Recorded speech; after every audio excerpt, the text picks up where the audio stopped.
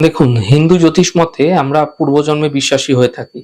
তো পূর্বজন্মের যে কর্মফল তার অনুসারেই কিন্তু আমাদের হরোস্কোপ বা জন্মকুণ্ডলী আমরা এই জীবনে পেয়ে থাকি।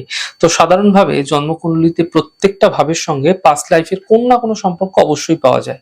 তার মধ্যে সবথেকে গুরুত্বপূর্ণ ভাব হচ্ছে পঞ্চম ভাব, যাকে পূর্বপুণ্য ভাব বলা হয়ে থাকে। তাই জন্মকুণ্ডলীর পঞ্চম ভাব এবং পঞ্চম পতি যদি ভালো অবস্থায় থাকে, তাহলে আপনি বলতে পারেন পূর্বজন্মের অনেক পুণ্যকর্ম বর্তমান জন্মে ক্যারি ফরওয়ার্ড হয়ে চলে এসেছে।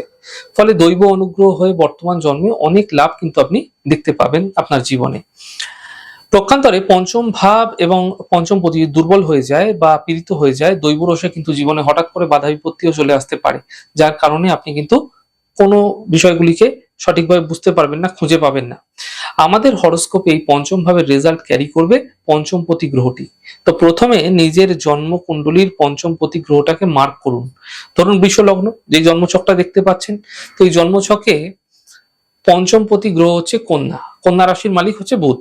তো এখানে দেখতে হবে যে বুধ কোথায় বসে আছে, পঞ্চমে বসে আছে, কার সঙ্গে সম্পর্ক তৈরি করছে। দেখুন, পূর্বজন্মের কর্মকে সেই হাউসের মাধ্যমে কিন্তু অ্যাক্টিভ করবে। মনে করতে হবে যে এই ছকে বৃষ লগ্নের পঞ্চমপতি বুধ পঞ্চমে বসে আছে, কিন্তু রবি এবং শুক্রকে নিয়ে বসে আছে। তো রবি চতুর্থপতি, শুক্র ষষ্ঠপতি।